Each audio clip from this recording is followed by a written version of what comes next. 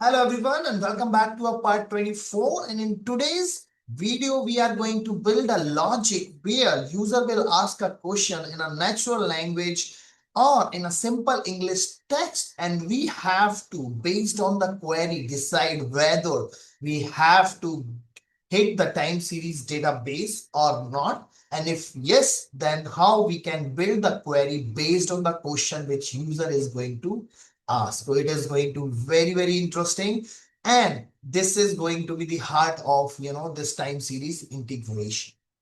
As you can see on my screen, right, once user type in any question, then our time series handler, the logic or the code which we're gonna write in today's video is actually going to verify whether that query is actually required to build a Flux query which is going to hit the time series database, in our case in InfluxDB, extract the data, format the data in a way which can be used to just contextualize the same question so that the request can be sent to large language model.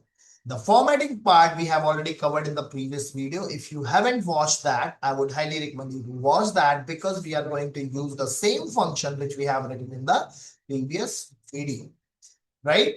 So now, how first we have to just define a very high level logic, right? So if you just see this part, where we have, so the very first thing what we have to do, we have to detect whether the query which is being asked is actually required for the time series data or not. That we're gonna understand with the help of a keywords for now.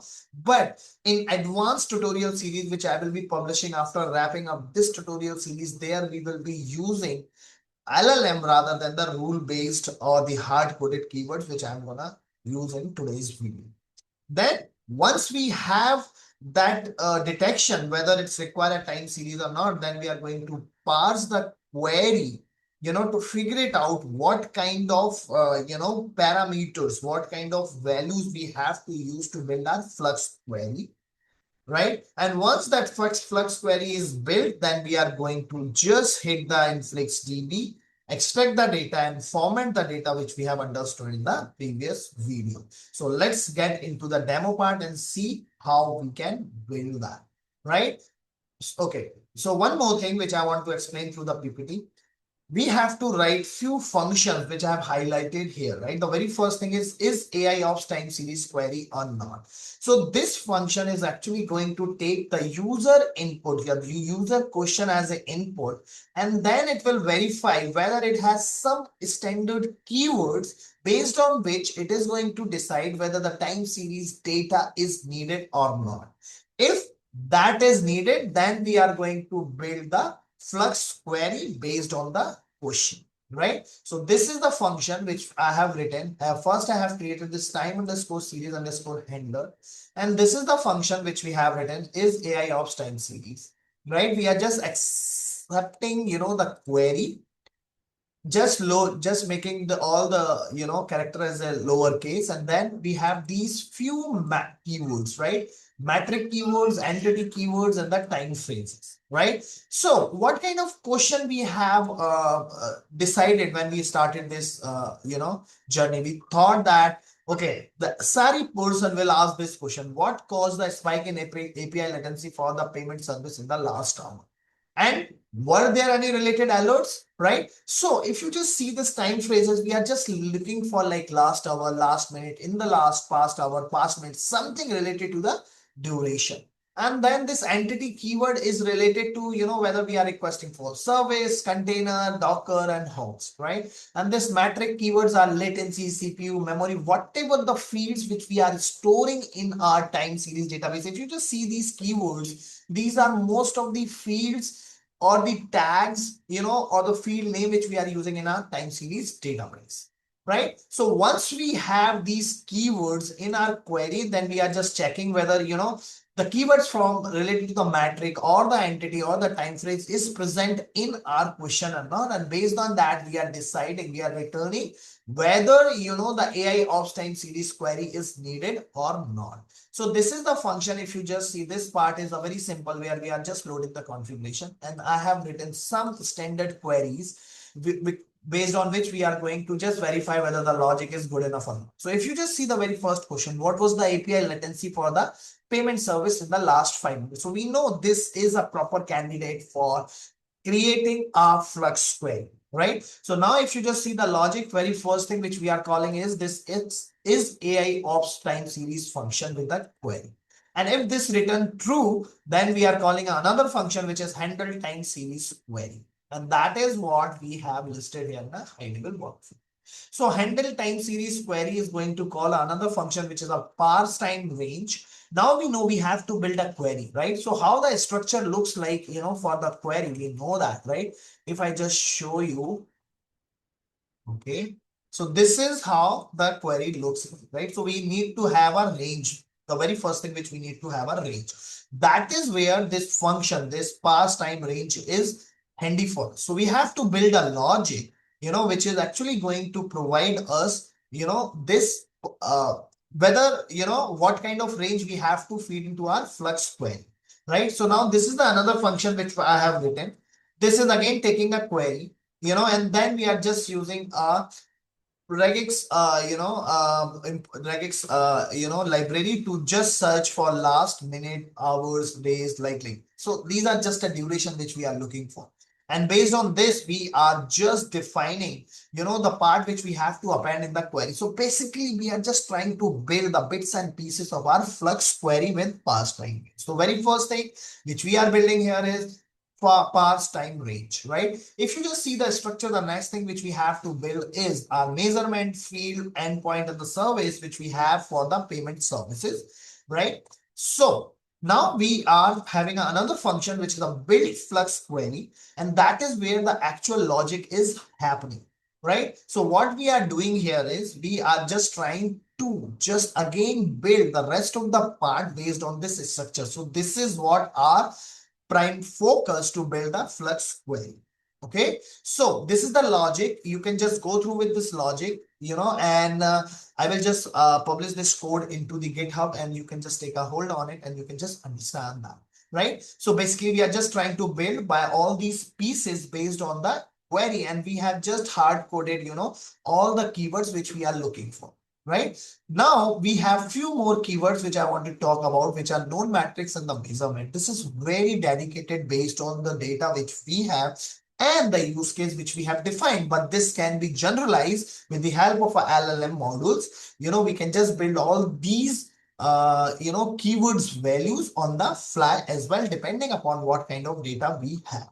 Say we have a known entities. These are just a field and the values which based on which our structure is defined in the InfluxDB, and based on which we are just extracting. So if you just see for latency, we have measurement name and the field, right? What kind of field we have in payment service API latency, we have only values, right? Whereas if you just see the Docker container state, we have CPU usage and the memory usage bytes. I can just quickly show you that.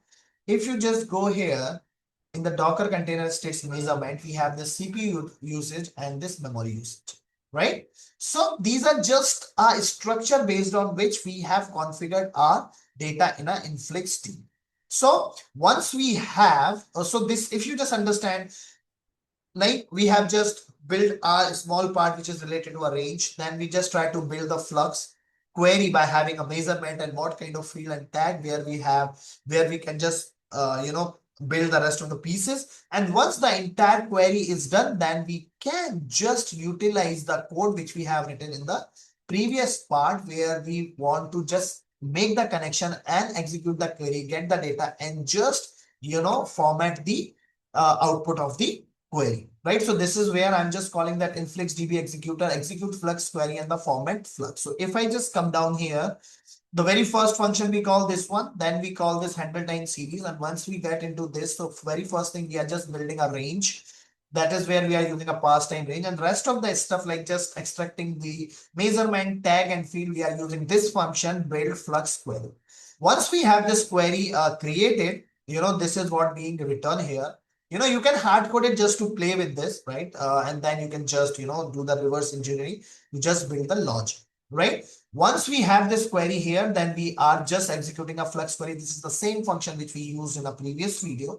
Once we have a data, then we are just calling the another function where we are just formatting the data. And once that formatting is done, then we are ready to use this to just contextualize our user query, right? So this is what is happening. Let's quickly run this and how we are verifying it. And for that, I have already explained you. These are few questions which I have put it here where, what was the API latency for payment service in the last 5 minutes, right? So we will see the query and the output, right? So based on this query, this logic is going to decide whether the time series data is needed or not. Show me the average API latency, right? But if you just see these two questions, right, which is not having those keywords which we have defined, which is a rule-based logic which we have built. What are the difference between SQL and NoSQL database? It has nothing to do with the time series data. Same thing with upload a PDF, right? So let me quickly run this. It is going to take a little bit of time. Okay, so in the meantime, we can just quickly verify whether we have a data in Docker or not. It seems like we don't have. Okay, so now we can see there are some containers, for which we have data here. Similarly, we have for the API latency as well. Those two fields are not there in that. So we can see that as well. That's good. Just remove that. Good. Let's come here. Okay. Now we can see. Okay. Good. So it looks like it's just right. Now we can see. Okay. So it's trying to see what's the query, what was the API latency for the payment service in the last 5 minutes. So now this is actually returning true for this new function which we have written, which is AIOps time series query needed or not? Right? So this is the query which you can see from bucket system service range. It is accepting a range is the parse time range. Then it is just calculating the measurement field and service. That is where you can just build the logic by yourself. This is just a structure to give you the sense how you can build this, right? And then it is trying to just hit the query which we have built and then getting the data. So now we can see the data is being written here in a proper format which we are expecting, which we have built in a previous part, right? Okay, so this is the second query and this is the third one. Okay, all these queries are having a different range. Depending upon that, this is being populated. The interesting thing is which we would like to see is what happens to the last two questions. Okay, now here we can see, what kind of question, what are the difference between SQL. So it's saying no, not detected for AIOps time series query. This is perfect. Same is upload. And before that, we have this Docker related stuff. It's not getting why. Oh, if you just see this logic is not working fine because this container name is actually getting restricted this time range. So I have to fix that logic that I'm going to fix in a upcoming videos, right? Then I will just let you know what is causing this issue. This will be a very good fix for me. Oh, so that's it from my side for this particular video. So now we have built all the intelligent, interesting, and the challenging logic, and we are all set to just, utilize this and intelligence to, answer the question which SRE folks can ask in real time, and we can just make our system monitoring more intelligent, and we can just get the insight as well based on the data which we have in the time series database. So that's it from my side. In the next video, we will be integrating this in a same UI where we have just built the other data sources, and we will see whether it's working as per the expected outcome which we are actually expecting. So that's it from my side for this video. If you have any feedback and suggestion, please feel free to put that into the comment section, and I would love to incorporate that in my upcoming videos. And if you really like this video and if you feel this video can help your friends, colleagues, and group, please feel free to share with them. And if you haven't subscribed, subscribe for my channel. And if you really like this video, please give a thumbs up. And thanks for watching this. As always, stay healthy and keep learning new things.